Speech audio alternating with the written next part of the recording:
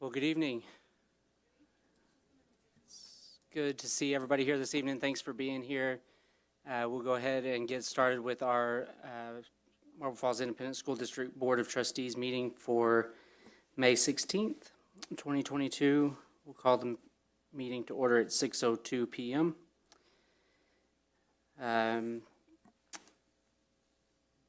This is probably going to be a pretty hard meeting for me to get through. And so as we go through tonight, if you'll just give us some grace. But you might notice a chair next to me that's empty.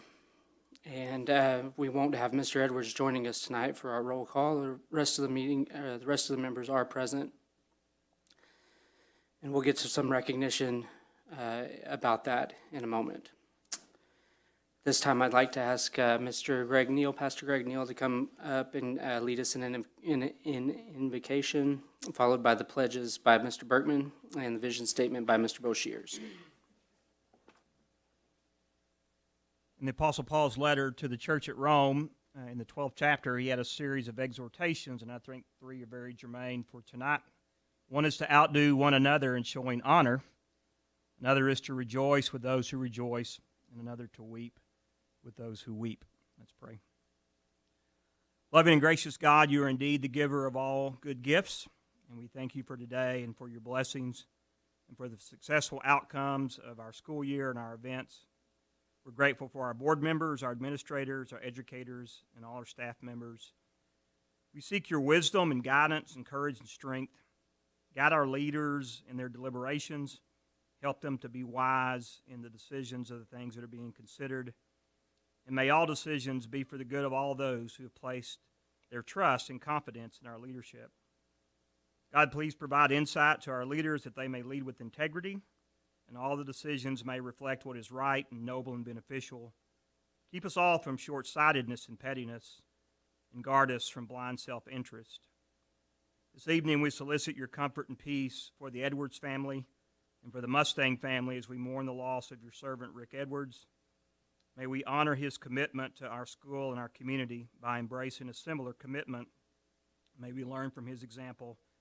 May we imitate his passion. We also lift up to you, Father, the family that lost a child today, one of our students, and we pray, Father, for their comfort and for their family's comfort and for the campuses that will be impacted in a tragic death that has occurred. This evening, Father, we also rejoice with those who are retiring from our district.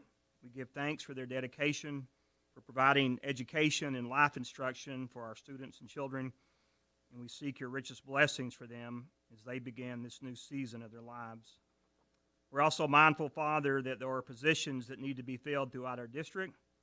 Please send us quality teachers, administrators, and support personnel, but more importantly, send us people of outstanding character, people who have passion to impact our district and our students for the good. We're thankful for those who have renewed their commitment to remain with the district. Give them much-needed rest and renewal over the summer break. We pray that when school resumes in August, that everyone returns to their campuses with energy and excitement, with passion. Dear Lord, grant us the humility to always seek your will in everything that we do and everything that we say. And may the people of God say together, amen. I pledge allegiance to the flag of the United States of America and to the republic for which it stands, one nation, under God, indivisible, with liberty and justice for all. Honor the Texas flag. I pledge allegiance to thee, Texas, one state, under God, one and indivisible. Join me in our vision statement. Marble Falls ISD has an unyielding commitment to love every child and inspire them to achieve their fullest potential.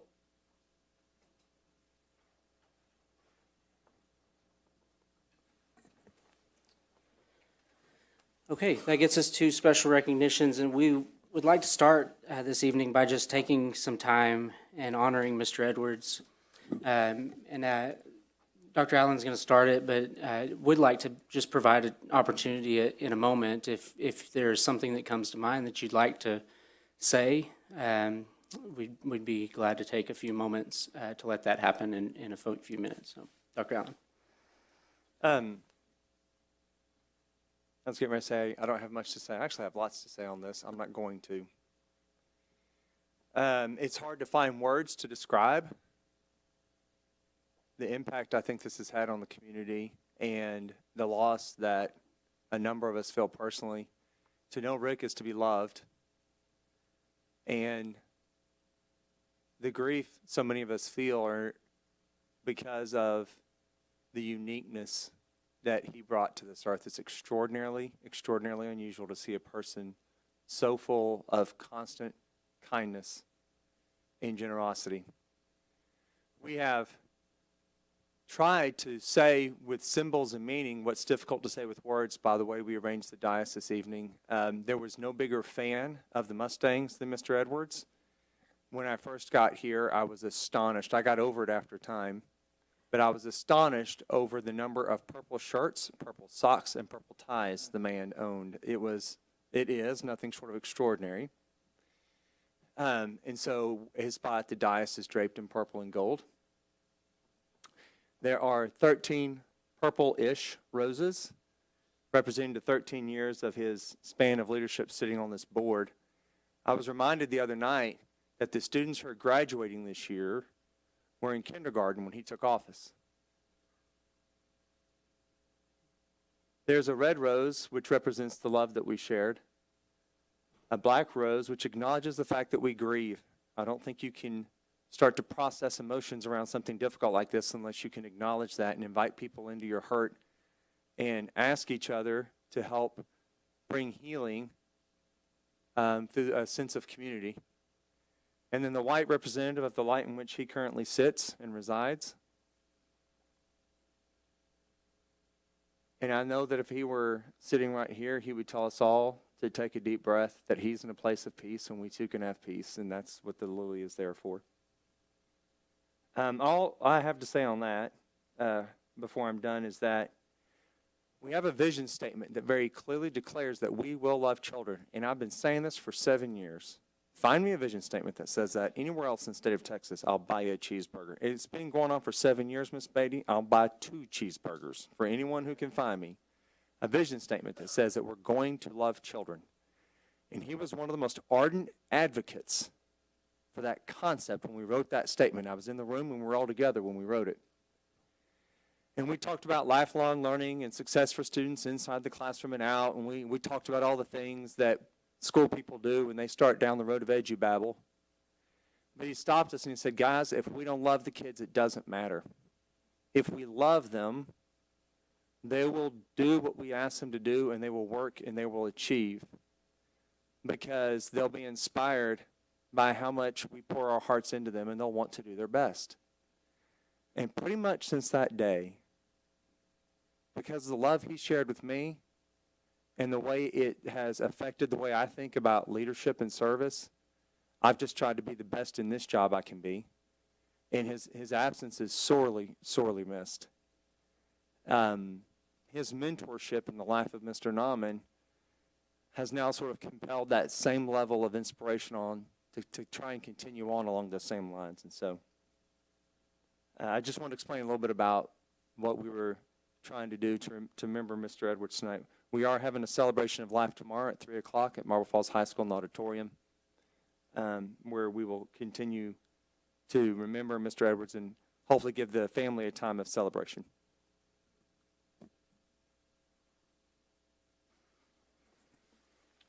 Love to open it for comments that anybody from the board or audience might have.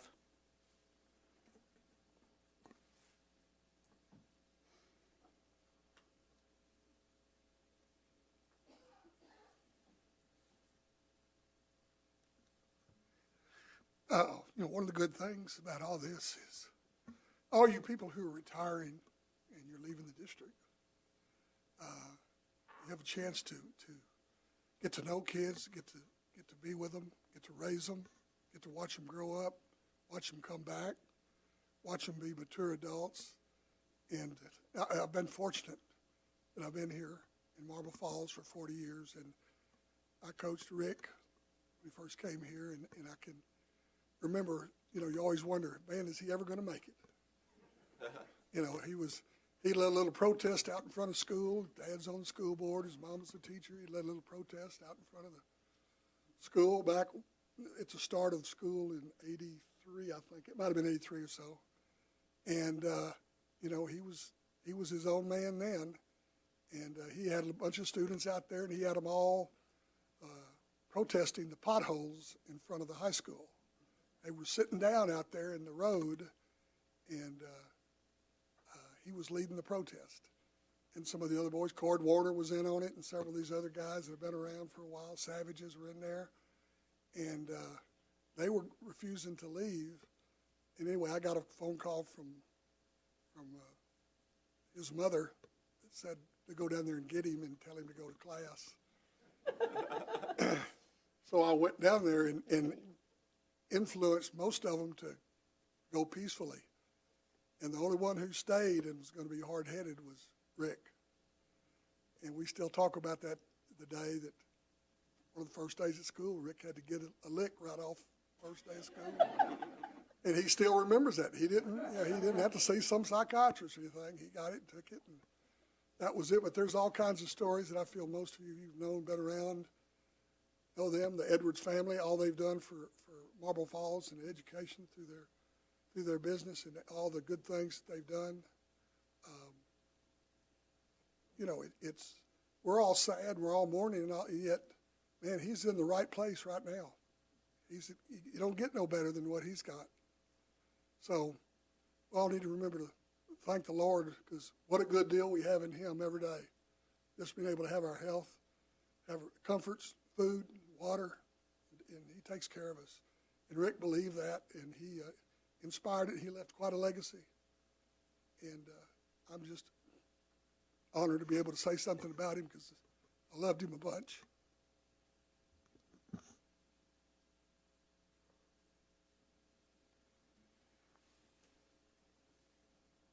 Others? Anybody out? Don't want to leave anybody out. Sure. So, I've known Rick for, I don't know, like 22 years or so, something like that. We met because our kids, Colin and Nick, were the same age and began playing soccer together and did a lot of fun events. We traveled together. We played, soccer, and he would come to every event. He was the biggest cheerleader for all kids back then, and I saw that same love and dedication for children continue my entire career here. And he was always a big cheerleader of me, professionally and personally.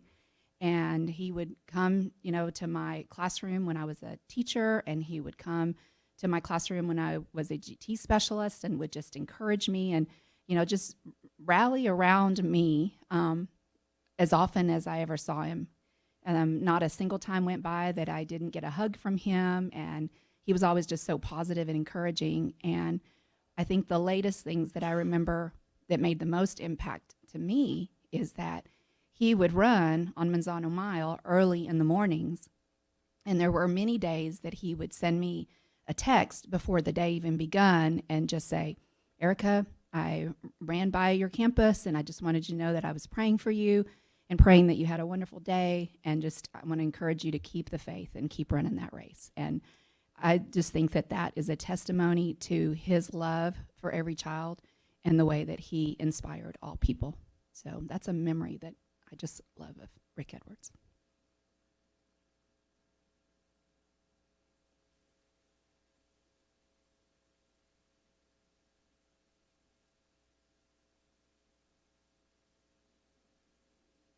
Any others?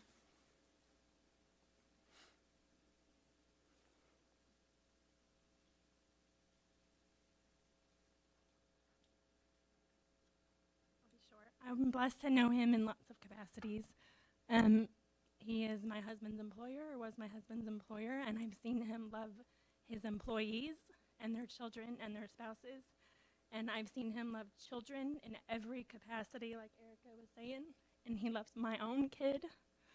And I'm better because of him. He believed in me as a leader. He helped me get through school. But he also was a mentor to several kids at Colt. And he would come up and he would just love on those kids and he is special, and he is a champion of kids and people in this community, and forever and for always will hold that place.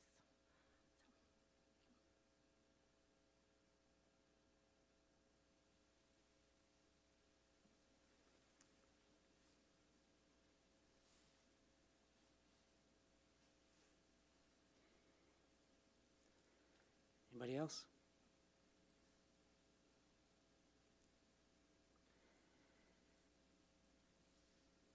I've struggled with what to say and how to say it tonight, and it's a hard place we're in, because you want to acknowledge that there's a hole in the room and grieve for that, but you also know what he would say if he were here, and so I boil it down in my mind to three things, and I hope that we can cling to those as we move forward as a district. To Erica's point, my number one thing is find somebody to pray for. They don't have to know that you're doing it, but he was a prayer warrior. And there were many days where, even in this boardroom over here, that he would take time to pray for you all, often by name. And I know he was doing it for me, because I got some of those same texts. And that has an impact. And what it does, I think, more than anything, is that it leads you to a place where you can love a little more unconditionally. And that would be my number two thing, is love unconditionally. And I think that's what he would have us do, and that's what he did so well. And I think when you love people just because they're people, because they can't, not because they can give you anything in return, that leads us individually to a place of a little bit more humility in our own lives. And if I had to narrow it down to one word, it would be humility, is what described Rick. And as you become more humble, I think it leads you to want to it drives you to want to serve others better. And that's what he did so well also. That's my number three thing, serve others. Rick and I joined the board at the same time 13 years ago. And there's never been a person that I've met that has served the way that he served, and from the place that he served, that place of humility. It was never about him. And so as I thought about what he would say to us today, I think that's it. It was never about him. It's not about us either. It's about what's on the wall behind us, as Dr. Allen mentioned. And often you might get an email from him that would say at the end of it, onward and upward. That's a company brand, but it's also something that he clung to. And I think it comes from Philippians 3:12, and I encourage you to go look at that because it's so impactful, particularly with where we're at today.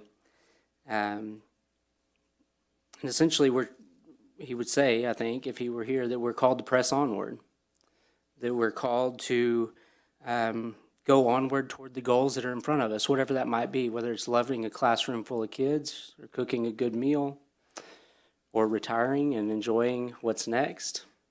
In all of those things, we have goals that we're called to do, and we're here for a reason. Every day we have something that we're being called onward toward. And then upward toward the goal. And the goal is never about ourselves. It's about something much greater than ourselves, and that's what he embodied so much. And so I think he'd have us remember those things, and I think he'd ask us to pray for somebody, love unconditionally, and serve others. And so as we carry on the legacy as a district, we'll fill somebody into this chair next to me, but I hope that you never forget what Mr. Edwards has done for this district. And I hope that we can find some ways to embody that as a district. An example, I hope that this fall that we can set aside a day, I don't know what day yet, but that maybe it's a Mr. Edwards Day of Service where every campus, every kid knows something about Mr. Edwards, what he did, and then we go and we do something. Because one of his hardest times on this board was whenever we got to School Board Appreciation Month and we'd get these little gifts, like we love the gifts, don't stop doing that. but he would always have a hard time with that because he wanted us to find ways to be able to get out and do and serve and love. And so having a day that embodies that we can embody what he was about and how he was about, I think would be good. Find somebody to pray with, love unconditionally, and serve others, just like Mr. Edwards would do. And I think he would tell us that we have work to do tonight. And I think he would be the first to be standing beside all of these kids, all of these staff members that have some exciting things to share and that they have done, and lives to continue to go out and enjoy and find ways to love people better. And so let's get on with it to 6B TSA state qualifiers. Mr. Holton.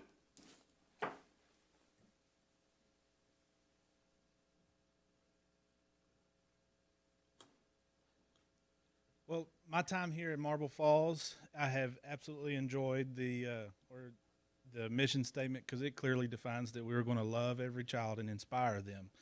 One way that our CTE programs are inspiring students is through their participation in CTSO organizations. Tonight, we'd like to celebrate our state qualifiers in our high school TSA organization. We had 4 events qualify for state. 3 of them were unique to Texas. That only Texas has these events. That is the Essay on Technology, Rocket Launch, and the Technology Bowl. Tonight with me I have Mason Klein and Bianca Rios. And Mason competed in the Technology Bowl. We had another student, Jasper Meza, that he was in the Rocket Launch and was 3rd place at state. He medaled at state. He's not here tonight because he's on a bus headed back from Six Flags right now. This was our first time to have students qualify for the state contest in TSA, and especially since it was in person. We were excited about it being in person. Ms. Rios here, she competed in a national qualifying category in the dragster design. And I'm not very familiar with the contest part of this, but I know with my office being connected to engineering, I always like it when the students they use the long hallway to set the drag cars up and launch them, and it's exciting for me too. So I want to congratulate these 2 young individuals for their qualifying for the state contest.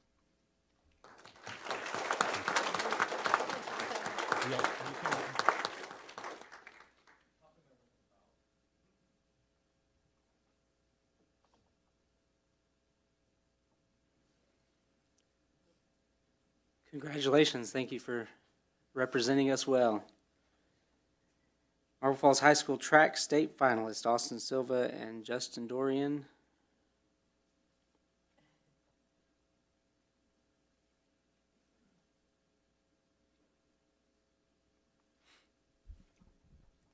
So my name is Coach Silva. I'm one of the head track coaches, and tonight I would just want to say a few words and represent our state qualifier, Diongo Segovia, who also could not be here this evening. But again, if I could please say a few words about Diongo. Again, state qualifier.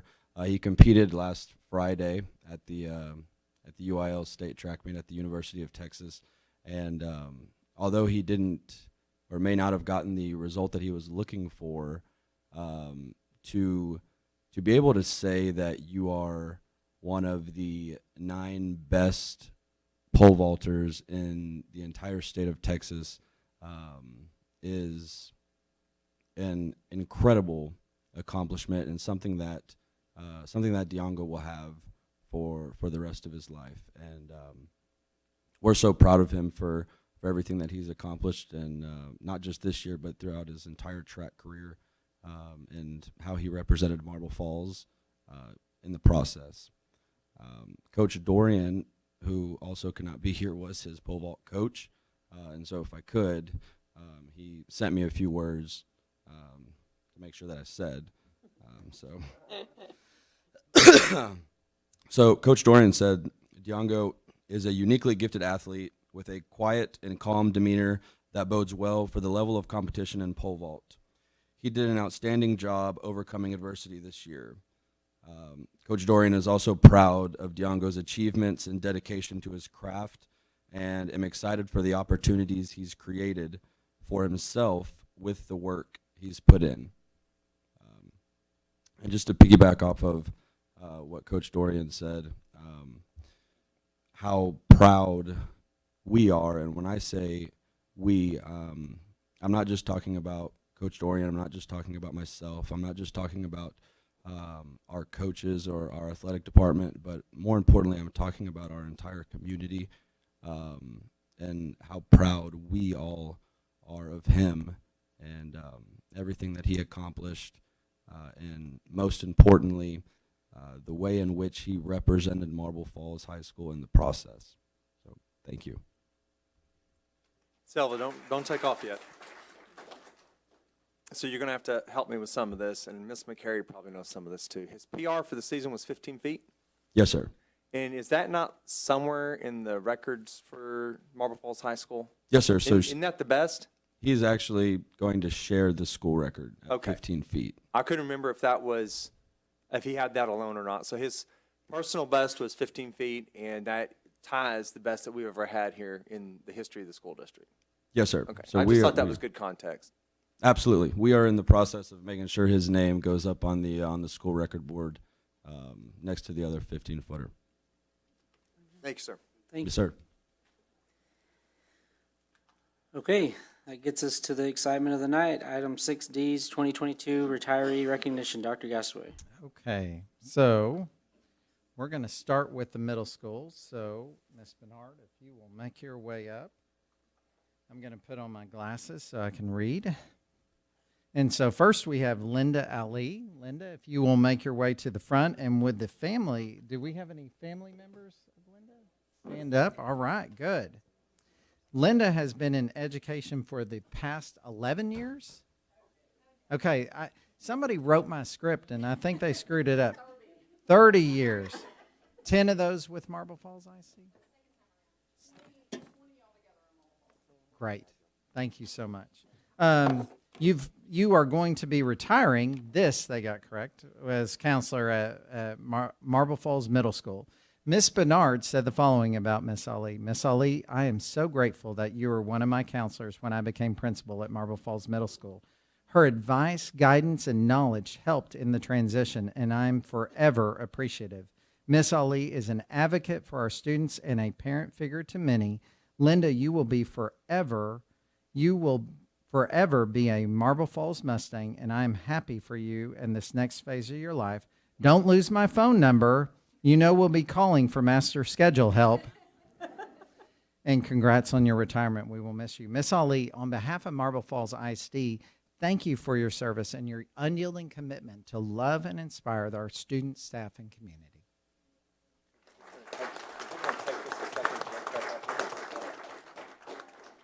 All right. Next, we had Kathy Clark, and I don't think Kathy is here tonight, and she was an English teacher at the middle school, and so we want to thank her for her service. Next, we have David Hellman. Mr. Hellman, if you can make your way to the front, and if your wife will stand so we can recognize her, thank you for joining us.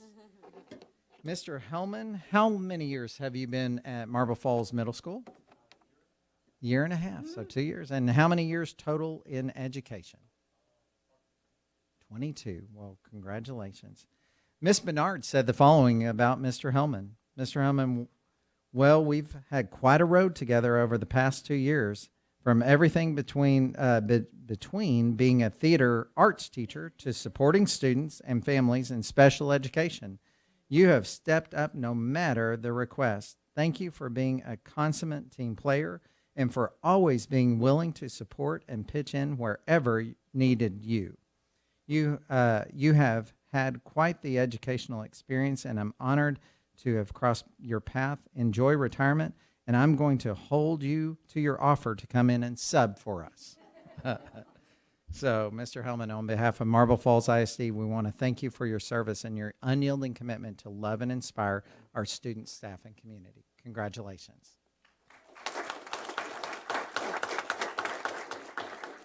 I think Coach Owens left, one of our teachers at the middle school, and so we thank him for his service. Tracy Powell, come forward. Miss Powell. Miss Powell, any family? Okay, very good. All right, Miss Powell, I'm going to make sure I get these right by asking you, how many years of total education? 32. And how many years with Marble Falls ISD? 21. Wow. Thank you so much. Miss Bernard said the following, and the following about Miss Powell. Miss Powell has been a rock in the district's dyslexia program. She has positively impacted every campus with her trainings and leadership and what did I say? Oh, sorry. Every campus with her trainings, her leadership, and the difference she made in her students' lives is immeasurable. She'll be greatly missed by the students and the entire staff. Ms. Powell, on behalf of Marble Falls ISD, we want to thank you for your service and your unyielding commitment to love and inspire our students, staff, and community. Congratulations. All right. The last one was Ms. Schmidt, who is our other dyslexia teacher who can be with us, and so we want to just recognize her and wish her well. All right, next we have the high school, and so Mr. Adams, I will tell you we've got a few, and I'm just going to run through those. Clay Bodie was here earlier. Did he come back? He did not, and so Clay Bodie was one of our coaches and PE teacher. His brother Zane Bodie did not make it, and he is both of them have about 29, 27 years coaching. Zane stepped up and worked in our ag department and helped us with welding. Miss Buttery is here, and her family's here as you're making your way up. Family, please stand. Thank you for being here. Miss Buttery has been with Marble Falls ISD for the past 2 years, year and a half. How many years total? 22. Congratulations. Mr. Adams said the following about Miss Buttery. We were blessed to add Angela to our math department mid-year during the start of the pandemic. You do not have to spend more than 10 minutes with her to see her love for others. She has been a crucial member of our faculty, and from day one, she has been family. We will miss her greatly. Miss Buttery, on behalf of Marble Falls ISD, we thank you for your service, your unyielding commitment to love and inspire our students, staff, and community. Congratulations.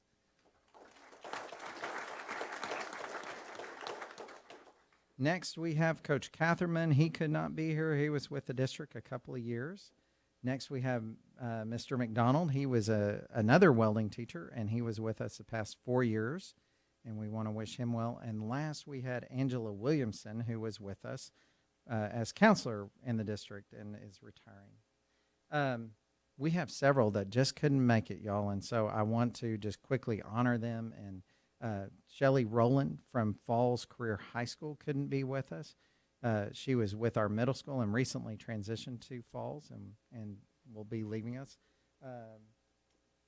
Tony Marquez from Highland Lakes Elementary School was with us for about 23 years and is leaving us.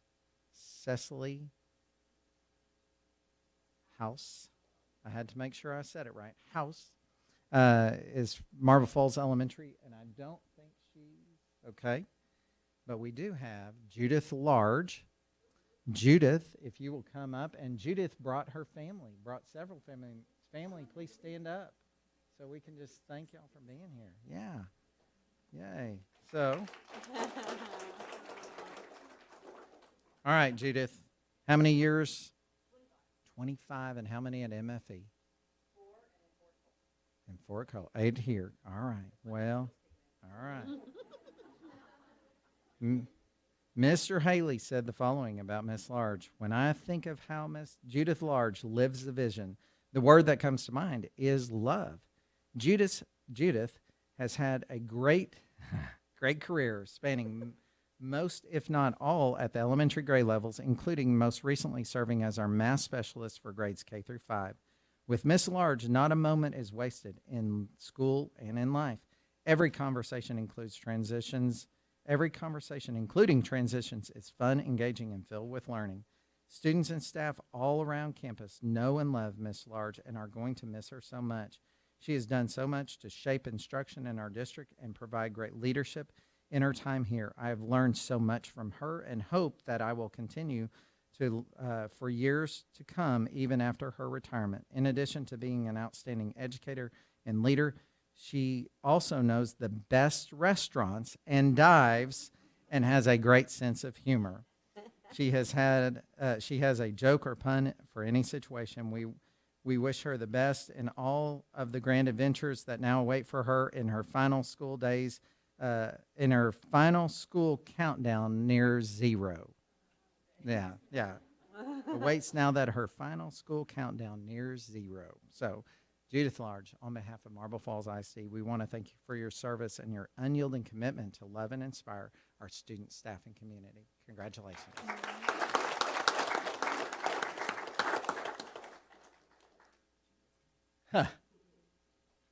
Dr. Allen, if you could come forward, we are going to recognize Susan Cox. Susan, if you will make your way forward. Susan, you still have family?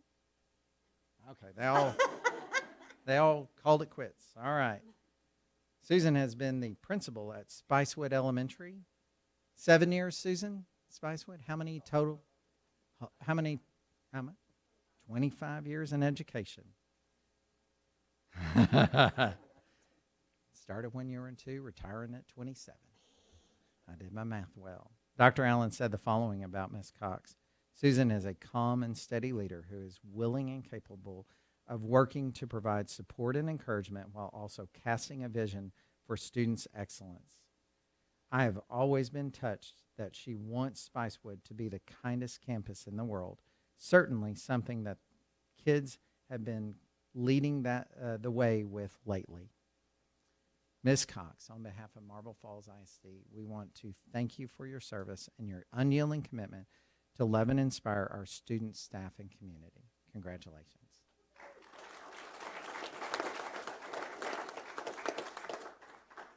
Next, we have Miss Jenkins.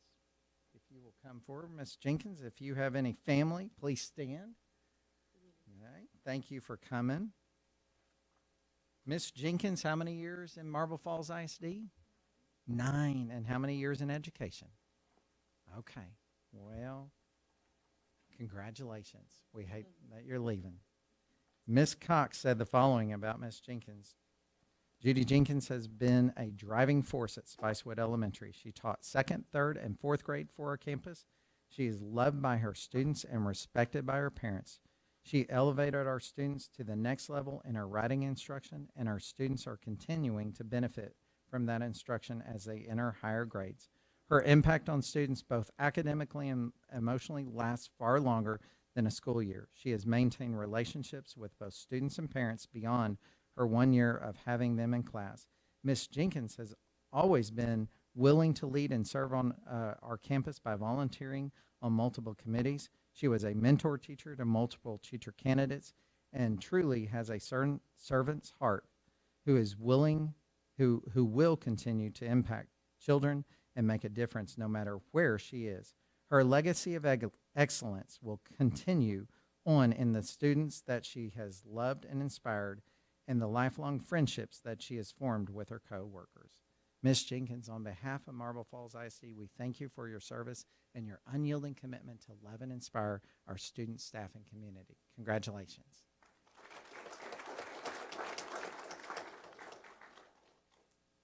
The final 4 that we have couldn't join us, and so I'm just going to real quickly. We had Beatrice Sanchez from our maintenance department, where she served 33 years. Bill Penn retired in the fall as a bus driver, and if you remember, we honored Bill. He got his degree a few years ago from Texas Tech as about 70 years old.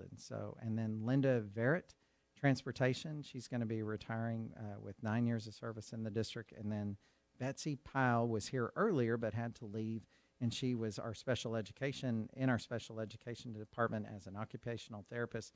I anticipate we're going to see Miss Pyle down the road because we're going to need her services. So that is our retirees. Thank y'all very much.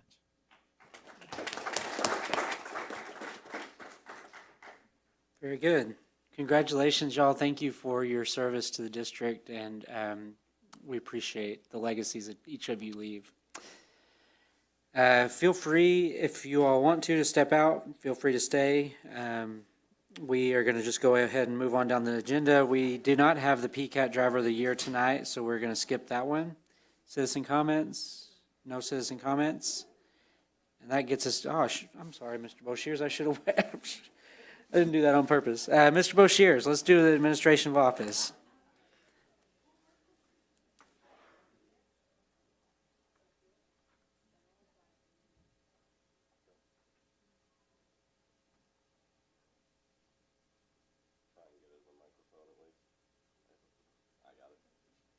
I, Gary Boshears, do solemnly swear that I will faithfully execute the duties of the office of Marble Falls ISD Board of Trustees, Place 1 of the state of Texas, and will, to the best of my ability, preserve, protect, and defend the Constitution and laws of the United States and of this state, so help me God.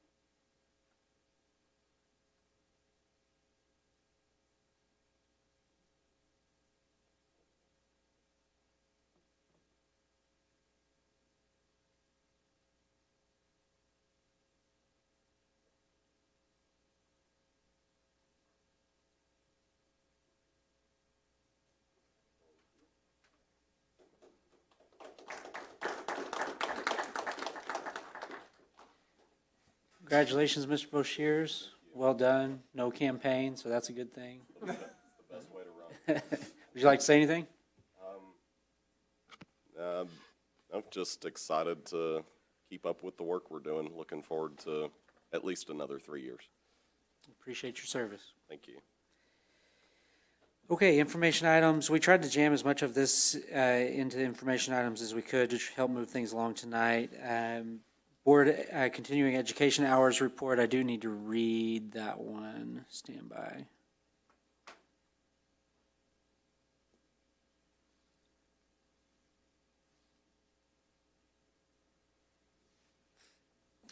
So it's just as you see on the screen that we're required to announce the hours that have been completed under State Board of Education rule. Completing required education hours each year is obligated and expected by each board member. Policy BBD legal. As board president, I'm required to announce that all of the ones that are all who have completed hours, all who have exceeded, and who are deficient. And so as you can read for yourself there, but I will go ahead and read through it. I'll announce that all the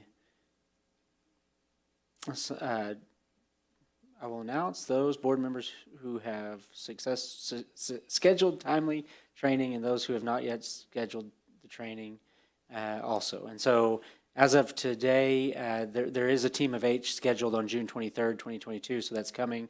With the exception of the team of 8 training, all members, Mr. Bergman, Mr. McCrary, Mr. Payson, and Mr. Verdell have met, are in compliance with those hours, and then Mr. Boshears and myself are deficient, but we've got those enrolled to be completed very soon.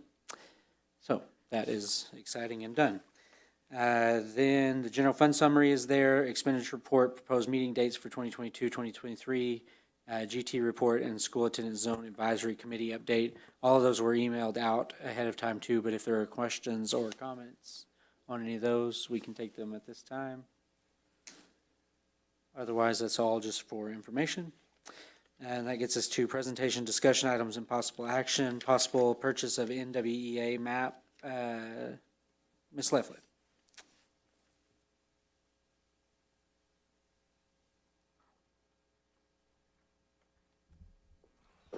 Good evening. Tonight, so that you just don't hear me talk about the purchase, I have quick visible slides for you to be able to see. We are asking for possible approval of the purchase of NWEA map on first read this evening. So NWEA map is an assessment suite of instruments that does numerous things. And so why NWEA map? We want to be able to provide a seamless universal screening instrument for grades 3 through 8.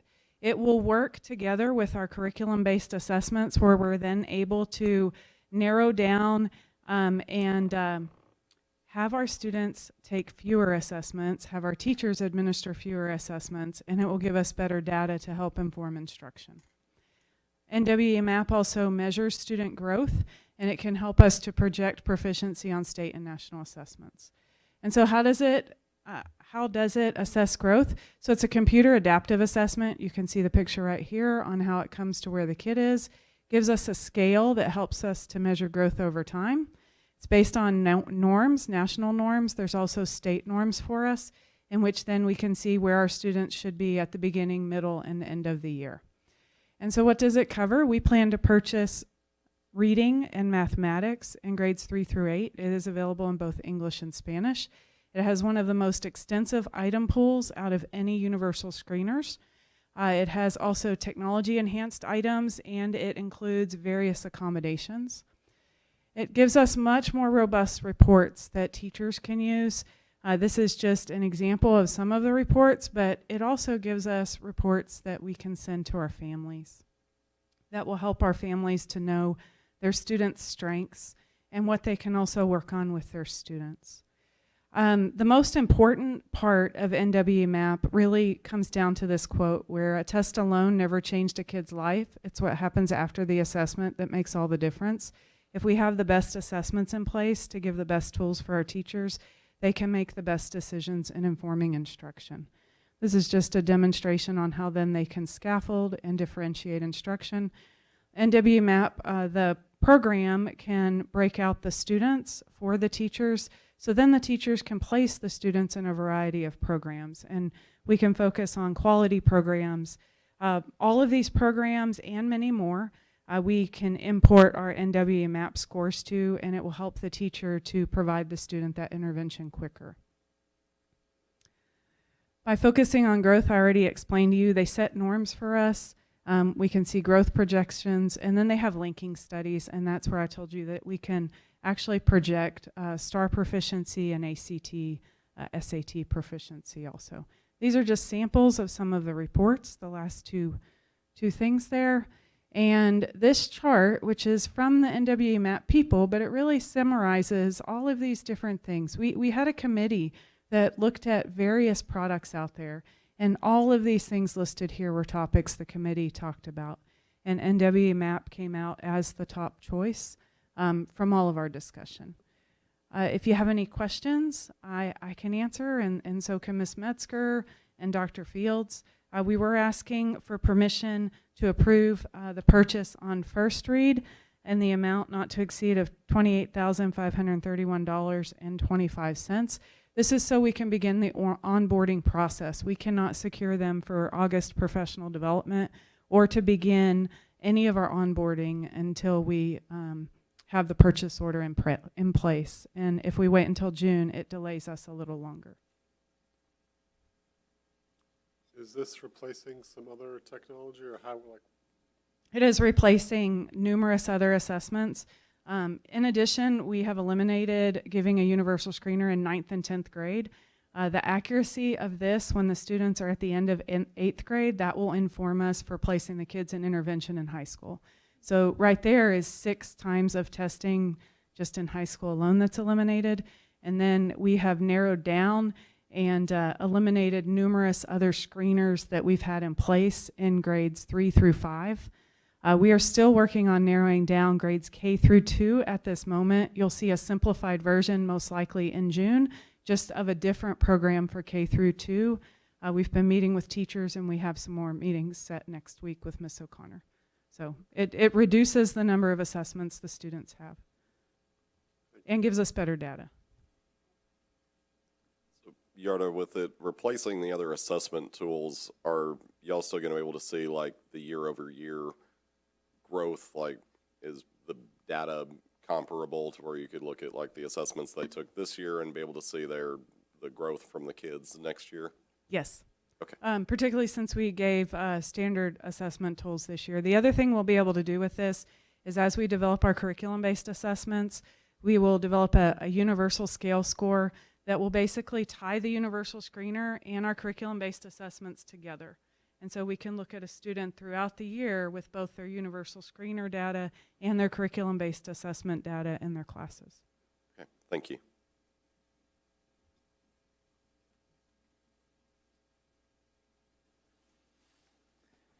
Okay, other questions, comments? Anybody will entertain a motion? This is, if we are going to do this, it needs to be done tonight so they can get busy with it. I'll make a motion that we approve the purchase of NWEA map for grades 3 through 8, not to exceed $28,531.25. Motion by Mr. Verdell, Second. second by Mr. Boshiers. Any discussion? I don't think it really matters. It says 531 in this packet, and I thought I heard you say 538. Does it matter? It's 5:31. Okay. I apologize. Very good. might have- I may have misunderstood. Okay, motion and a second. Any questions? Is that an annual fee or? Yes, it is annual. Okay, any others? All in favor say aye. Aye. Aye. Any opposed? Motion carries. Thank you. Thank you. Item B is 2022-2023 compensation plan. Dr. Gasaway. Okay. I only have about 4 slides. We started talking about this probably about two meetings ago, 2 months ago. We started informally talking about we need to take some aggressive steps on compensation. And so tonight we're hoping to have you approve our compensation plan. As a reminder, just why tonight do we want you to approve it? Want you to approve it before our teachers go off contract, so teachers know what we're doing and will be excited about that, you know, the raise that they're going to get. And so just a quick reminder, what is our historical data over the last 7 years?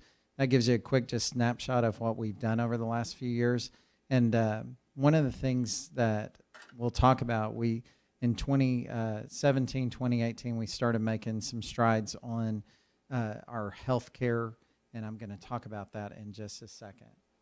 Our recommendation this year is a 4% general pay increase, which includes some market adjustments. This is going to be approximately $1,550,000. Some highlights of that: auxiliary starting salary will increase to $1,250. Paraprofessional clerical starting salary will increase $1,350. Right now, our auxiliary is right around $11, and so it's taken a stride. We're working on. And if we see positive student growth and all of a sudden we get 200 more kids, we might try to take another stab at that. But it's a good step in the right direction. And then our recommendation of $25 per month, which will have our district benefits at a $410 per month. Y'all, my goal 6 years ago when we started talking about this was I wanted a plan when we hire a single teacher, a teacher coming in off the street, they're straight out of college, not to have to pay a penny out of their pocket for health care. We're going to have 2 plans this year through TRS that they will not have to pay 1 cent out of their pocket. We've hit a goal. It took us a while, but we hit it. And I don't think we took bad strides. We were striding every year. We finally got there, though, and so I'm excited that we're going to be able to offer our employees a plan that they would be able to have themselves on and it be completely covered. So our recommendation is that 4% adjustment, some market, 4% increase, market adjustments, and then the 25 increase in healthcare. And so I'll answer any questions that you may have.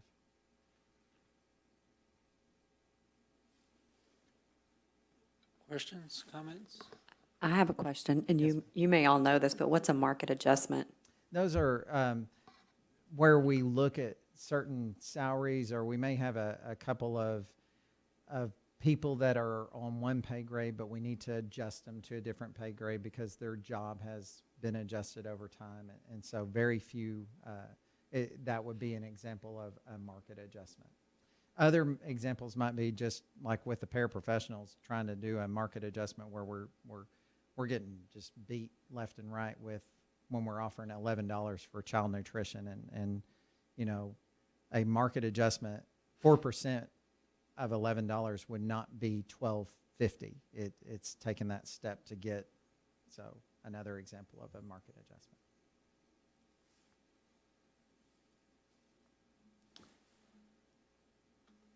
Okay, we've looked at this a couple of times, so I think we're ready for maybe an approval tonight. Yes, sir.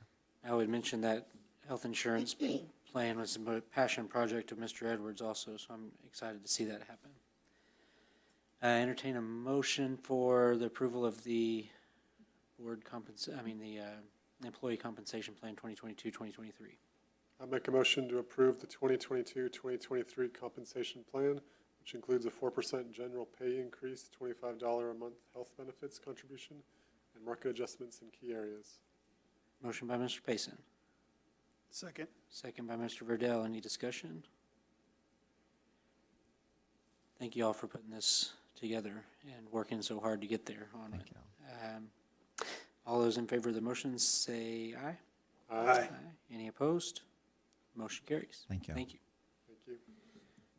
All right, now let's figure out how to pay for it. Mr. Orr.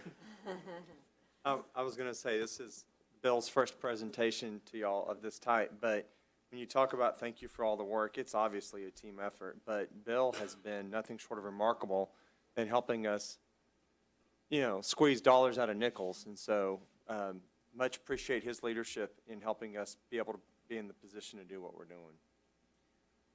And first of all, I'd like to thank y'all for the opportunity to come work here. I came in as on an interim basis, and Dr. Allen kept talking about a job, and I kept telling him, I don't need a job, I don't need a job. But I finally realized that I don't need a job, I need this job. And the deal breaker was those two kids from Falls Academy. I've been missing that part of the education, and I'm glad to be here and be a part of that. So with that, I'll start this presentation. Does this advance the? Big green button in the middle. Oh, that big green one. Okay. Excuse me. One of the things that I try to do is to take something very complex and make it understandable. So if you have a question, stop me and ask the question so we can go through all of this. This is a combination of School Finance 101 as it applies to Marble Falls, and it's using next year's figures that we're going to use for the budget. Basically, everybody knows that the more kids we have coming into school, the more money we get. There's four main variables in the funding. There's the number of kids, the percentage of the time that they come to school, there's a market value of the property, and the tax rate. And we know very little bit about any of the four. We don't know how many kids are going to come in. We don't know how often they're going to come to school. And the tax rate is set for us in August. And so what we have to do is go forward with what we know. So this is the way that I see the funding that comes from the state, or doesn't come from the state actually, but anyway, you have your regular students, average daily attendance. It's going to be about 19,750,000. Get extra money for technology, for special ed, and then compensatory ed. And then the other programs, there's like 21 other programs. They all add up together to make up about $3 million. So the term cost of education is a term that the state uses, and they say that's what it should cost you to educate those kids. And then they add the enrichment tax, which is a tax that you have levied above the state's stated tax rate. You had back years ago, you were allowed to tax 4 cents over the state rate. Y'all had a tax ratification election that increased it 2 cents to 6 cents. But then in 1920, the state compressed that back to 5.33 cents on a $100 valuation. The House Bill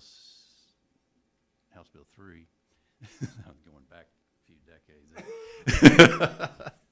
But House Bill 3 added 2 cents to the 6, and so there's actually 8 cents available without sharing with the state, and we'll get into that a little bit later. But if you add all of this together, you have a total available resource of $37,700,000. And you notice that has nothing to do with tax rate, because anything that you raise above that goes to the state and recapture. So if we go to the next screen, this is the way the state looks at the same 37.7. They say, okay, you're going to get $54,600,000 in tax revenue. And then, because the Constitution says so, they have to give us $1,650,000. So then they take back the recapture. They take back 20 million of the 54. They actually take back the 1,650 that they're required to give us. But they do add the enrichment revenue in there. So that has a total recapture of 18,550,000. We get back to the 37.7. Now, when we adopt the budget, we have to adopt it this way. But I want you to understand that 37.7, how it's made up. It's just the number of kids that are here times the dollar rate that they give us for those individuals, plus the enrichment tax. So just for grins, Bill, okay, there's a couple things I want to point out on this slide, and I'm really talking to them. 20 million bucks in recapture. Y'all see that? Okay, that's up from 9 million a year ago. So when people around town squawk about values and taxes and we got to do this and we got to do that, this is the system that's currently been in place by the people who are running the system. And they have all the power in the world to fix this. They just have chosen not to. That's the first point I would make. The second point I would make is that, and this will be more obvious later, the state makes us adopt a budget that makes it look like, Frank, in a second you're going to see a number, it makes it look like we're getting $62 million to educate children. We're getting 37.7. We're getting $37,700,000 to educate the children. So they create a system in which there's a whole lot of numbers that you have to throw around to make it look like we have a lot more money than we really do. It's a very unclear, confusing system. And so the way Bill laid this out earlier, I thought, man, that super highlights that point. It is $37,700,000. We know that before we ever get started because of the way that the state caps certain things. There's a little wiggle room, a little variance here and there, but that's it. And so that's what we build on. And so what we concentrate on is getting the kids to school, getting them enrolled, any kind of special program that they can, career in tech is a very good opportunity for them to learn in different areas and increase the revenue at the same time. Now, I wanted to go over where we are. And the membership or enrollment and the percentage of the attendance have always been grouped together, but since COVID, they really need to be looked at separately. Bringing the kids, enrolling them, and then getting them to come every day that they can. A lot of that's out of our control with COVID. But you can see in 1920, your membership was up almost $4,200 students. And then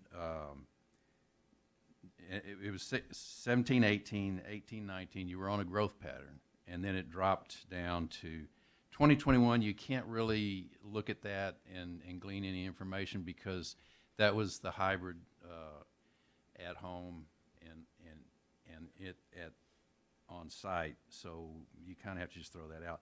But the 21, 22 is where we are now, and we need to focus on that and where are those kids, where did we lose those kids, and how do we get them back? The next slide, I looked at cohort groups and just pre-K and Head Start numbers. We lost 20 Head Start kids since 1920. We've lost 80 pre-K kids. And you think about that, if you're a parent and your child is at home and hasn't started school, preschool is normally a year before school starts, why wouldn't you keep them at home? And so I anticipate that number going back up. We should be able to get those kids back here. The 4th grade and the 5th grade cohort, those are people that were in the 5th grade in 1920, and they were going to middle school, and there's 40 of them didn't make it. So they went somewhere else. And you think about it as a parent, the kids are going into a situation where they're going to be moving around all day in a COVID situation, so you can understand that. We'll be watching closely to see if those numbers increase at the high school level. That's an opportunity for them to come back in. And then Falls Academy, I listed that out because the graduation rate went from 26 to 52, and that makes sense because that was an alternative way for kids to graduate. And I wanted to point out that there is a hidden cost to that program because you're losing, students are graduating in the middle of the year, so you're not getting the revenue that you would for the rest of the year. But the alternative is those kids are going to drop out. They're not going to succeed at the high school. And so I just wanted to let you know that yeah, those numbers did decline, but there was a reason behind that. And then the percent attendance, this is very telling. If you look at 18-19 and 19-20, there again, just throw out 21 or 2021. But you have a flu season. It's either the third 6 weeks or the fourth 6 weeks. So your percentage attendance always drops one of the 6 weeks in the issue. But you look at 21, 22, that's a COVID year. That was an outbreak of COVID. I forget what the rules are. You had to either stay home 5 days, and then there's all kinds of other absences related to that if they were exposed and stuff. So that hopefully is behind us. We'll watch that closely. I did notice that all of the campuses, you go to their website, and they're stating what their attendance rate is. So that's a high focus on that area, and I think that's very important. I wanted to switch to the enrichment revenue, and this is well hidden because they decrease the amount of your recapture, so you don't really see it. You don't see revenue coming in and say, okay, that's our enrichment revenue. It's just that you get to keep some of the revenue that you're taxing. You had, like I said, you all adopted a 6 cents enrichment, and House Bill 72 allows 2 more cents, but it does take voter approval. It's not easy. You have to have an efficiency audit, which doesn't look very difficult, but you have to adopt a tax rate that's higher than you're allowed to, and it generates triggers an election in November, almost after the tax statements go out. And so it's very difficult to do. You would have to plan it out very well if you want to do it. It'd be more difficult than the last time you did it. But all of that revenue stays here. If you go past the 8 cents, you start sharing that with the state, and the blue represents what would be given to the state if you went beyond that. Each penny right now generates $635,000 of enrichment. So it is substantial. You're getting, I think, what is it, 3.4 million right now. The next slide shows you how that's gone up each year. And you can see from 21-22 to 22-23, the tax base looks like it's going to go up about 35%. And so that means your enrichment revenue is going to go up $720,000. And that's significant. There's a battle between the appraisal districts and the taxpayers. The appraisal districts are required to raise the property value in accordance with what the state comptroller feels it should be.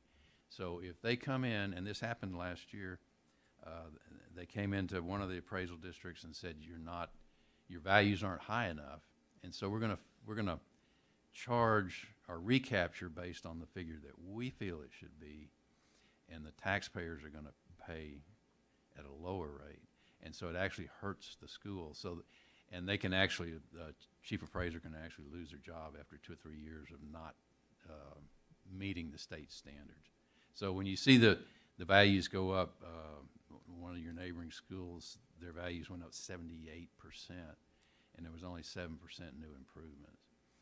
That's the appraisal district trying to catch up to what the state is saying to do.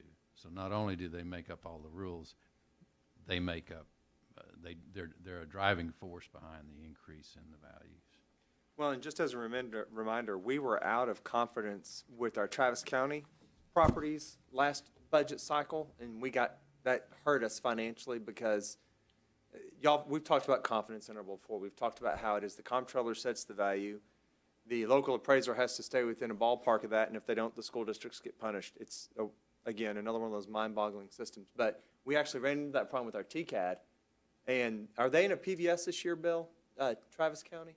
I shouldn't put you on the spot like this, but like, we were out of confidence last year, so they'll try and take another run at it, and they'll get another PVS because they were out of confidence? That comes about next December and January. Okay. They'll take up the 22 values. They'll go through the appraisal process with the taxpayers, with the appeals.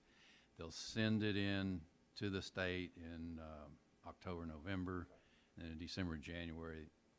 What happens is after January, well, it's all after the fact.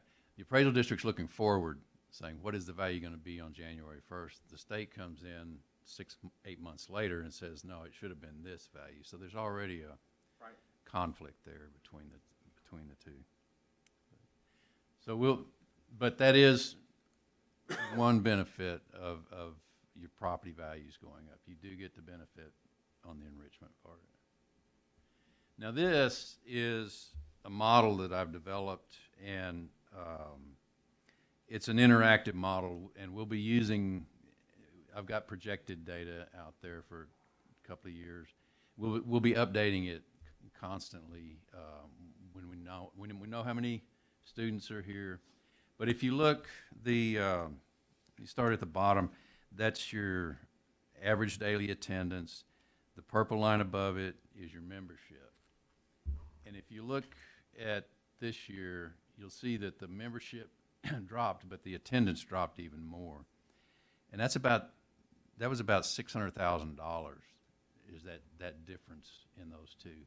Now the state is gonna give us that $600,000. They actually came through with a hold harmless, that they didn't give us money out of one hand and take it with the other. And so if you look at the revenues and expenses, the blue line is, well, I call it available revenues. That's after you send back part of your, after you send in part of your tax revenue in recapture.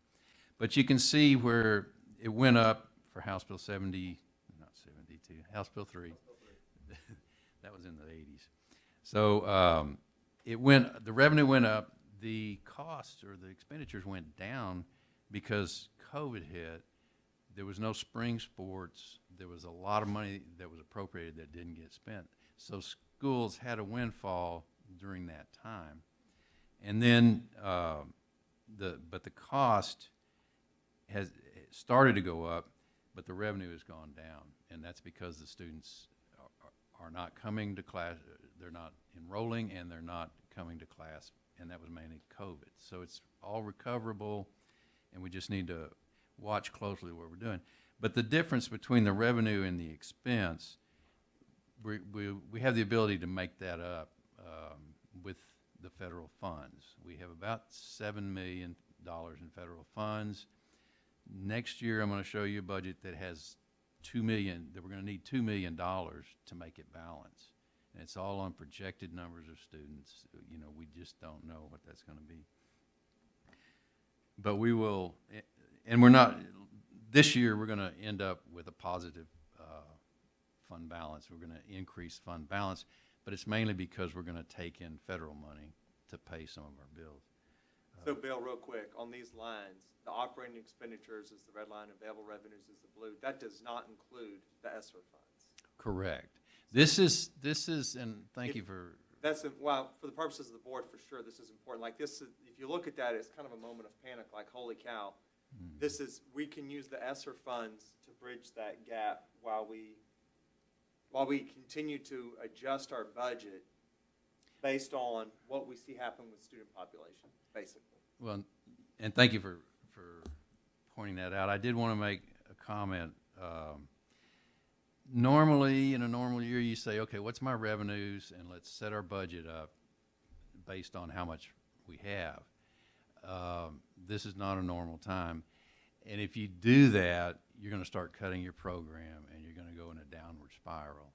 And so what you need to do is get back on track with your expenditures, get your salary in line, get competitive with your other schools so that you can bring in the teachers that you need and want, and focus on getting back on track, and then get the revenues back up to where it is. And we do have, like I said, $7 million to help us in that effort.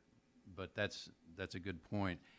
The main thing we need to do is watch the expenditures and know that we're on a path that we were on before COVID came in. And this model will help.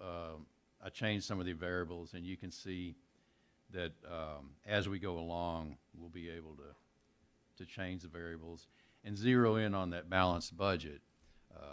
We have till, 23, 24, when the federal money, we have to have it all spent by then. We will spend it all. We will, and we may have to supplant some of our expenditures and get our local funds, put the money in our local fund balance, and it might take another year. We're working on plans to extend that 23, 24 cliff, if you will, for one more year. But that's the goal, is to get it back in line. Don't cut your program because the students aren't here. Now, the district has been looking at staffing ratios and all of that, but you've got to get back to where you were before and get on an upward trend. Any questions so far? So talking about getting back on track. Bill, I have a quick question while you're still on this one. Okay, so I get that the column on the right is the number of kids. Yeah. What is the column on the left? That's the revenue and expenditures, and it's in thousands. Right, so 30,000 is equal to Well, 3,500? 30,000 is that's 30 million. Okay, gotcha. I truncated the 3 zeros. Okay. I should have put that back in. So, yeah. So, and this is, you're not going to find these numbers in your budget because this is what I'm calling available revenue. You're going to have huge tax in and huge recapture out. But this is where we need to focus. Thank you. So I talked about how much Bill's helping us. One of the things I love about this chart is I'm able to literally look at Bill and say, so if our student enrollment does this, how does that affect us? And it makes all these lines move. And so I can see 2 and 3 years out, based on what we currently know. We know that we're going to have a legislative session, which could, who knows what will happen, but it could affect things or whatever. So it gives us a real good roadmap. And so the question one might be asking is, what if enrollment doesn't come up? Then we've got to start continuing to make adjustments on those operating expenditures. But one way or the other, we got to make that blue line and red line come together, and we can use the ESSER funds to help us have a way to sort of smooth that on-ramp to pulling those together over time. Yeah. And so back to, we recommended and y'all approved 4% pay increase, which is larger than most schools are doing. But when inflation's 8%, you've got to get aggressive. And I hear quite a bit that you can't get teachers here. And so what I want to share with you is a salary schedule that that we're putting into place now. The blue bars is what was last year's hiring schedule. And then the green line is what TASB recommended. And I was glad to see that y'all did the TASB study. They do very good work. You need them in every 5 to 10 years to make sure the market adjustments are there that you need in place. But their recommended salary schedule is, I don't even know that they recommend that. They just say this is your competition. And what it is it's an average of your competitors. So it's not forward-looking, I guess would be the way. We can take what they gave us and improve on it. And so what we've done here is we said, okay, if we can concentrate on year 5 and above and try to get that higher than our competition. Because you think about it, the TASB model is average, and we want to be beyond average. And so each year you look at this and you bend that curve up at the 5-year level. The 25% of your teachers are from 0 to 5. So that's a large portion. And to try to compete at the beginning salary is very expensive, and you have to train those teachers. And so if you can try to compete at the 5-year and above, you can actually change that quite a bit, and you can get above your competitors. It may take a few years, but if that's what you concentrate on, and every year you look at this and move it a little more and a little more, then I've seen that succeed quite a bit. So Bill, go back a couple slides to where that interactive thing was. So what I would tell you is, in talking with Bill, you see that operating expenditures line that's red and how it goes up over time. Built into that is a 4% GPI. Each year. Each year. Yeah.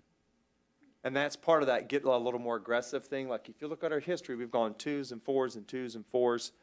And what we're going to try and do is get that blue line to reach that red line, with that red line assuming 4. So that we can make an even bigger jump on that next slide, on that slide that Bill was just talking about on compensation. That one there, so that we can get that red line higher, continue to get it higher than that green line, and have a very strategic approach to how to become more competitive in the compensation market. And this, I don't have your competitors in here, but you overtake your competitors on the top end of probably, what about 23 or 24 years of service, step 23 or 24. This schedule moves that back a couple of years. And so you try to move it from the top and then at that year 5 mark. And before you know it, after a few years, you'll be competing with your other schools effectively. But it takes time, and you have to look at this every year and say, okay, now we're going to make it this. So. Okay, now this, I handed this out because you probably can't read that. Two-sided. I can't, so. So this is a format that I developed. It shows your original budget from last year. Now, there's 2 ways to do this, use this federal money. One's about as good as the other. I prefer to have it this way, where everything is budgeted in the general fund. That's your roadmap. That's where you know how many employees you have to run your operation. Last year, y'all, rather than do that, you took the cost that you couldn't afford and put it into the federal fund. 6 one, half dozen of the other. But the way I do it is start with an original budget. So this original budget is not what y'all adopted last year at this time. It's that what y'all adopted plus what was moved over into the federal fund. So this has the total program in it, and then the changes that we're proposing are in the middle, and then you have the proposed budget on the right. And so if you look at the local revenue, as mentioned earlier, your tax revenue is going to go up $11,200,000. That's huge. Your per capita, that's the amount that they're required to give us, goes up $625,000 totally meaningless because they're going to take it away, both of them, under the recapture. So it's very confusing when you look at it, but if you just look at the bottom line, which was the first page, it's 37.7 is what we have to work with. So on the expenditure side, the appropriations, we have teacher salary increases, admin salary increases, paraprofessionals, and the auxiliary salary increases straight from TASB, the figures that they used. And we have a health care benefit of about $135,000 to bump them up. And I can't speak strongly enough about that health benefit. The people that, if you don't have health insurance, the people that can't afford the insurance are the ones it hurts the most. And so your custodians, you're trying to get their salary up. If you can cover them on health insurance, that's huge. And I encourage you to keep that in your plan. Part of the salary increase that TASB quoted is paid out of federal funds. So we can back that out to about $260,000. Child nutrition is part of that. That's not paid out of this fund, so I back that out. We had a number of people retiring this year. You hire typically less experienced teachers, and so there's a dollar savings to that. I'm estimating that at about $200,000 this year. And we were talking about staffing ratios earlier. Y'all been doing a lot of work on restructuring some costs in the salary area, and so there's about $500,000. These are very rough figures, but it's just to give you an idea. One of the things that I'll bring it up now, when a teacher or an employee of the school pays into teacher retirement, and if you're not in the school business, you're paying Social Security and your employer's matching it. Well, in the school business, the school doesn't match the teacher retirement, the state does. And it's like almost 9%. Well, when you take in federal money, the state says, well, we're not going to match the federal program's going to have to pay it. So if we're paying salaries out of that ESSER money, we're going to lose that 9%, and that works out to about $500,000. And so what we can do instead is pay our utilities, pay our we don't want to do appraisal district costs, but the funds that we pay to Region 13, we write one check a year. You give that one check to the auditor and say, here, audit this. And so you bypass a lot of federal guidelines, rules and regulations, and it's totally within the law. That's the way it was written. And so rather than spend the money on salaries, we'll spend it on things like utilities. So we'll adopt a budget with everything in it, including the utilities, but we'll have a $2 million revenue up on the federal where it's going to $2,880,000. There's about $2 million of federal revenue that's not actually going to come in to the general fund, but we're concentrating on expenditures. In August, we'll come back to you and say, okay, we're going to reduce that $2 million in the budget of revenue, and we're going to reduce utilities by $2 million. That way we have our plan in place. It keeps going, but just know that there's going to be an amendment to take advantage of that federal money in that way. And like I said, there's two ways to do it. That's just the way I prefer to keep track of everything. So this is a balanced budget, but it's because we're increasing the federal supplant, is what they call it, by $496,000. So there's $2 million of supplant out of the 7, and so we've got 2-3 years to get that blue line up to the red line. What's next? Defeasance. Okay, real quick, before you go into defeasance. Okay.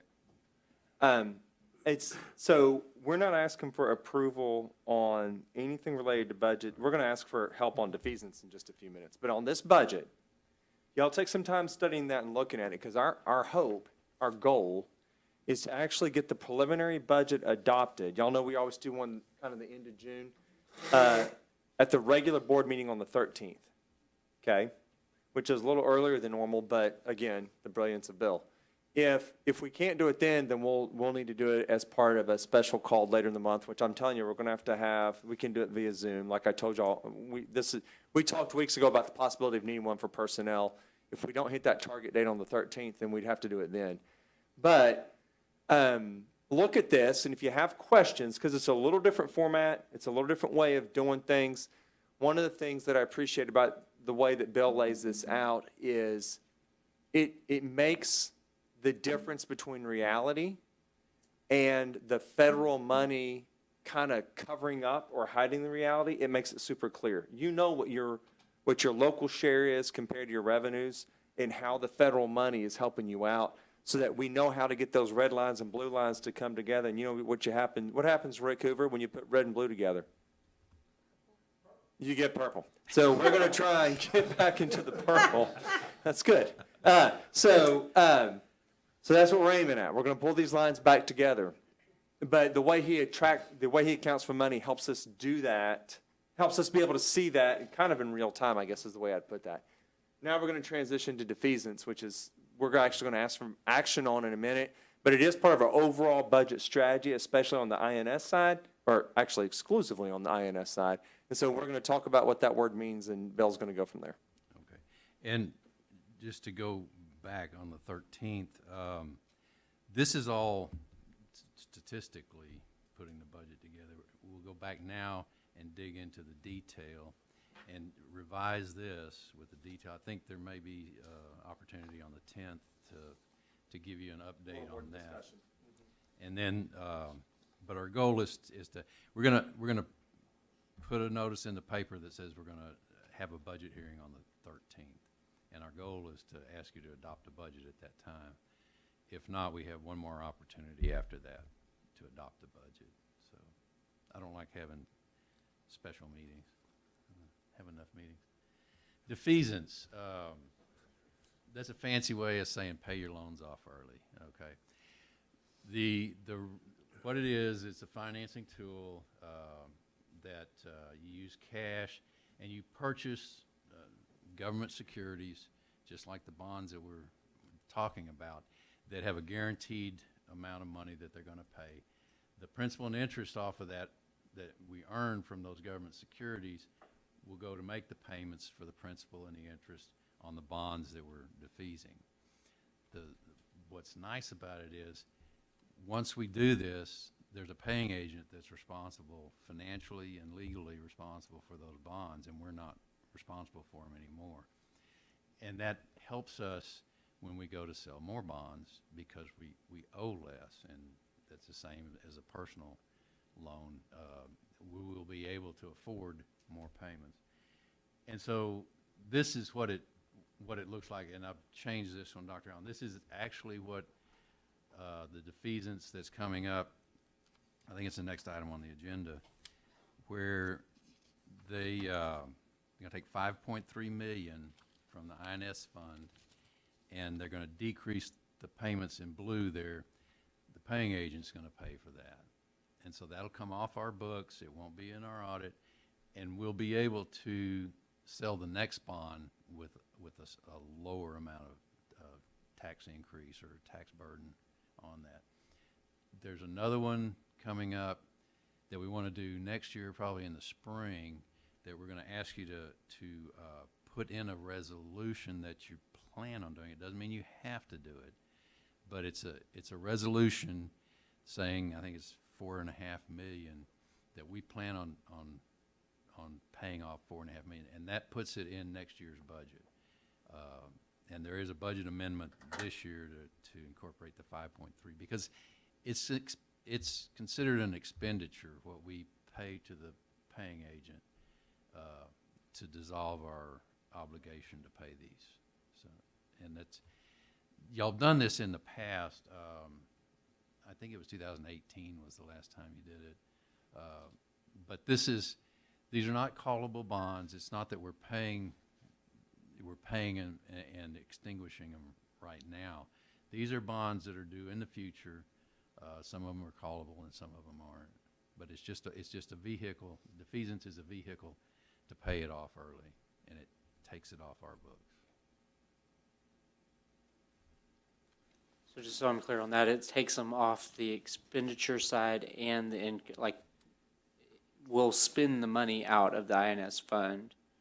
Correct. On paper, at least, so that we're not carrying a heavy balance, as heavy a balance in the INS fund. Correct. Because we've committed them to this. We're going to take about $2.5 million out of reserves and about $2.5 million or a little more of earnings this year. We did get a $589,000 payment from Lake Travis for, and I'm not sure the details on that, but it's a mess. Yeah. But it's sitting there in our reserves now, and we have, because you're June 30th school district, you have to have healthy reserves in your debt service because your principal payment is due in August, and so, but you have over a year of reserves, so you want to have enough to make that first payment, and then the second payment is an interest-only payment in February, and you need to have enough to make in the bank on July 1st to make that February payment, to make the August payment and the February payment. Because if something goes wrong, the tax statements don't go out on time, the deadlines all extend out, and you won't have the cash to make that. And so when you go to sell bonds, they look for that. They look to see that you can get past one problem, which would be the tax statements going out late. And a good example of how they go out late is if you have a tax ratification election and it changes, it fails or succeeds, and the tax collector didn't compensate for it, then your statements are going to go out after everybody else's. So it's just, but you have that much in reserves, and we kept another $300,000 back in case you have a new bond issue and your annual amount goes up. So we're keeping our reserves well within where it needs to be, and we're lowering our payments in the future. And I didn't tell you this, but I did get one. The interest savings is $1.16 million. So we're spending $5 million, and we're going to save $1 million. And so, and we're spending $5 million. We're going to liquidate the debt and have a savings of $1.16 million. So it's a win-win all the way around. So, one last slide. I'm taking up the whole meeting. This is the notice, and it's on a handout too. This will go in the paper. I've got to get the tax collector to look it over and check my figures, but it's ready to go as far as I'm concerned. So we can put this in the paper at any time. It needs to be in at least 10 days before that June 13th hearing, and it can go as far as 30 days. So between 10 and 30. So we'll once he approves of this, then we'll stick it in the paper. But it does have some. It shows that, and Dr. Allen saw this earlier. It shows a maintenance and operations increase in budget of 29%. It's in that second section. And that looks like, well, what are they doing? Well, it's the recapture. It's the $11 million of recapture that's increased, and that's an increase of our expenditure. So it looks like we've got, our budget's exploding, when in actuality it's just the money going to the state. Our budget's not exploding. The state of Texas's budget's exploding. I agree. So if you see anything, or if you have a question later, get in touch with me, and we'll see if we can answer it and get this in the paper. So just for fun, it looks like this last year we had a recapture of about 20%, and it looks like with this new proposed, it's up to about 37% recapture. Does that sound about right? It's based off, that's back of the envelope. Are you back on I didn't look at it as a percentage. Which one? Oh, It's that one? It more than doubled. Yeah. Okay, that's on this page. Yeah, the That's just a recapture. big number, It's 37% recapture. And they used to, the House Bill 3 made it a lot simpler. It used to be a percentage of how much you collected. Now it's anything over that 37.7, just they take want it. it. And so it's just, yeah, it makes it very simple. Just give us the money. So it's not a sliding scale percentage of your tax collections. It's everything above a certain point. So that's what we have to deal with. So, any questions?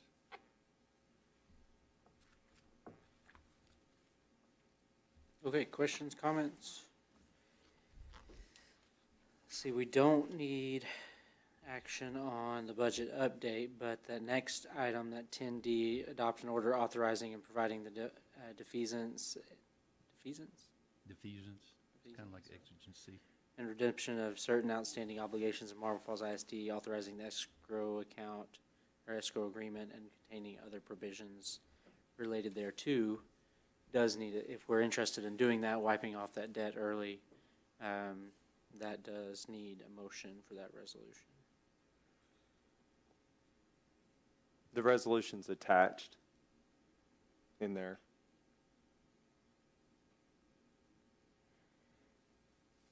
It's 10D, yeah, there you go.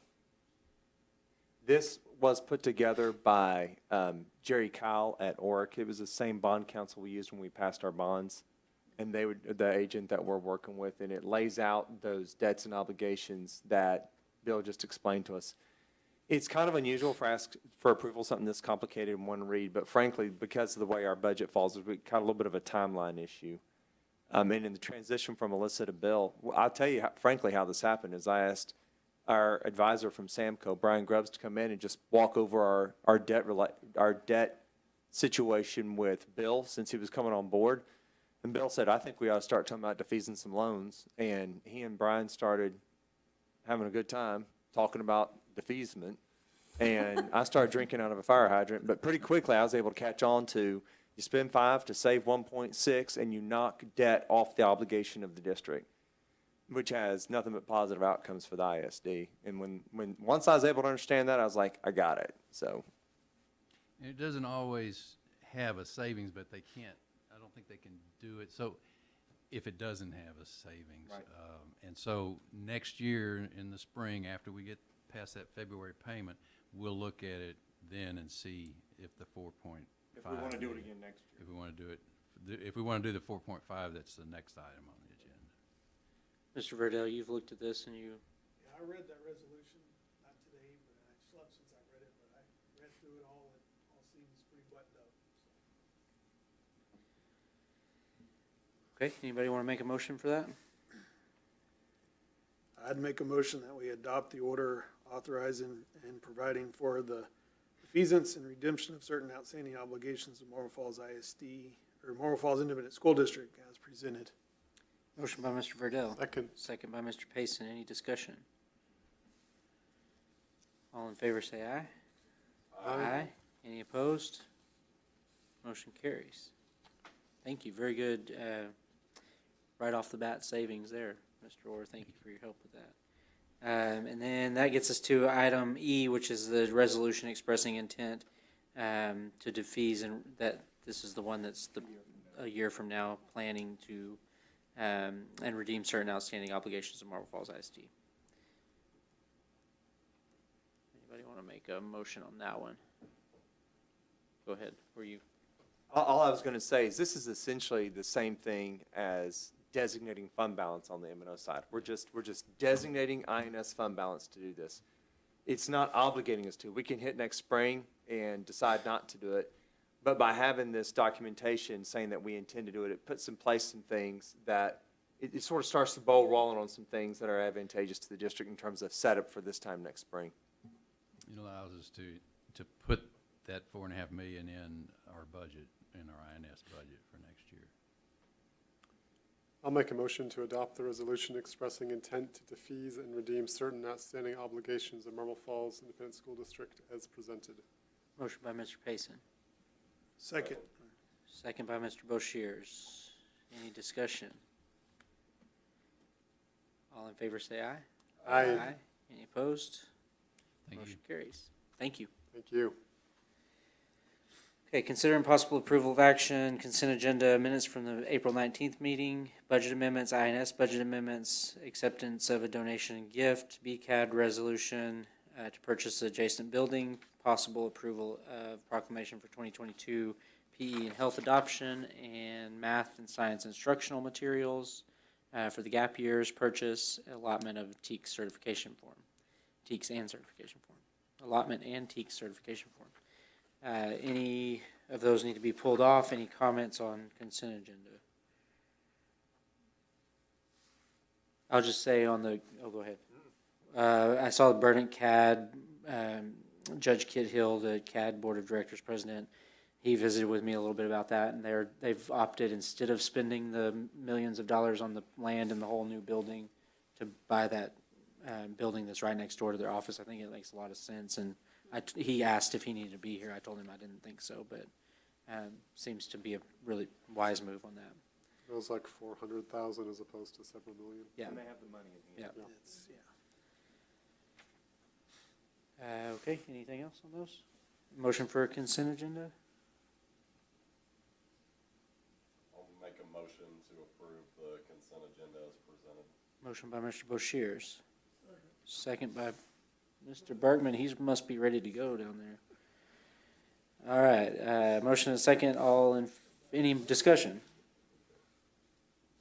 All in favor say aye. Aye. Any opposed? Motion carries. Very good. Upcoming meetings, board training opportunities. We got a June 10th team of 8 training, a June 13th regular board meeting, SLI in San Antonio and Fort Worth. SLI dates are there also. Anything to add on those?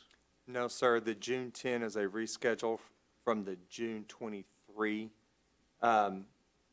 We're still working on location. It may be here, so just watch your communications from myself and Crystal on that. But that will be a team training. It says what it is. But yes, sir. That's what that is. Okay. Any other questions, comments on that? Okay. If not, we will get to executive session. We will adjourn into executive session or discussion of board reorganization, Texas Government Code 551.074, professional personnel 551.074, attorney consultation 551.071, real property 551.072, and student identifiable information 551.0821. And we will stand adjourned into executive session at 7:50.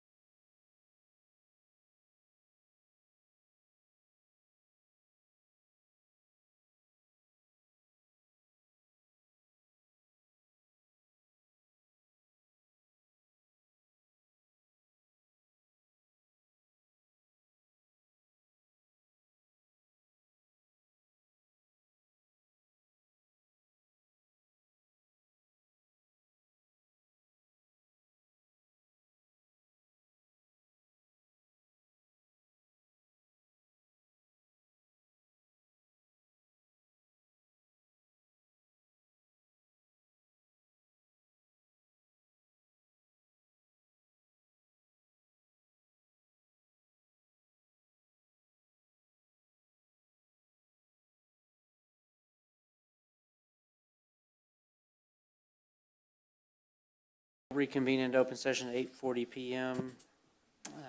I'm sorry, 8:39 PM. And Dr. Allen. The administration recommends that you approve personnel as presented in closed session. So move. Motion by Mr. Verdell, Second. second by Mr. Berkman. Any discussion? All in favor say aye. Aye. Any opposed? Motion carries. Okay, election of board trustees, officers for 2022, 2023, entertain a motion for that. I would make a motion to nominate the following slate: Kevin Nauman as president, Kevin Verdell as vice president, and Gary Boshier as secretary. Motion by Mr. Payson, Second. second by Mr. Berkman. That may be a record. Any discussion? Thank you for your service. Thank you all. All in favor say aye. Aye. Any opposed? Motion carries. All right, that gets us out of business, and so we will stand adjourned at 8:40 PM.